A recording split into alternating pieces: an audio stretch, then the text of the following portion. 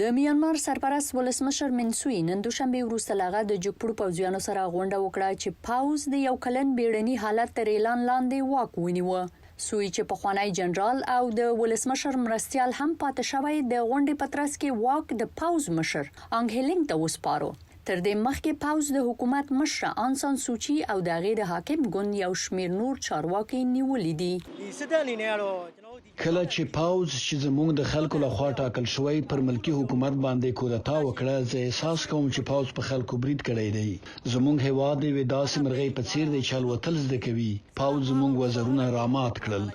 دا کودتا وروسته له هغه وشوه چې په دې وروستیو کې د ملکی حکومت او پاوز ترمنځ د ټاکنو د شفافیت په اړه ناندرۍ زیاتې شوې وې. د میانمار پاوز اعلان کړی چې نوي ټاکنې به د بیړني حالت په پای کې اعلان شي. مونږ به څنګه باور وکړو چې دوی به د دې یو کال په موده کې پر خپل وعدو باندې ژمن پاتې کیږي؟ د څه شي پر اساس؟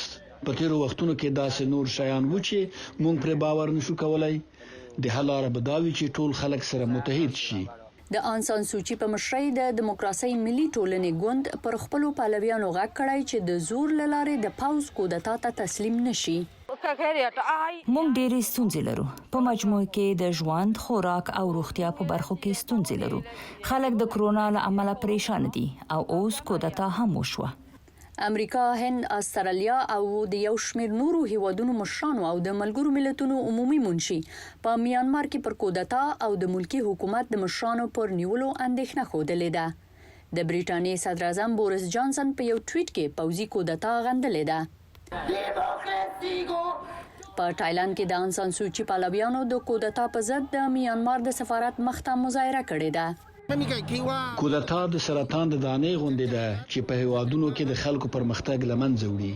د میانمار نیول شوی مشره آن سان سوچي د نوبل جایزه ګټلې وه او د نړۍ په کچه پیژندل شوی څیره ده. د هغې شهرت هغه مهال تر پوښتنې لاندې راغی چې په 2018 کال کې سلګونه زره روهینګیایي مسلمانان د دغه هیواد د پاوز په عملیاتو کې بې ځایه شول او زرګونه پکې ووژل شول. برېښنا عمر خیله د امریکا غږ آشنا تلویزیون، واشنگټن.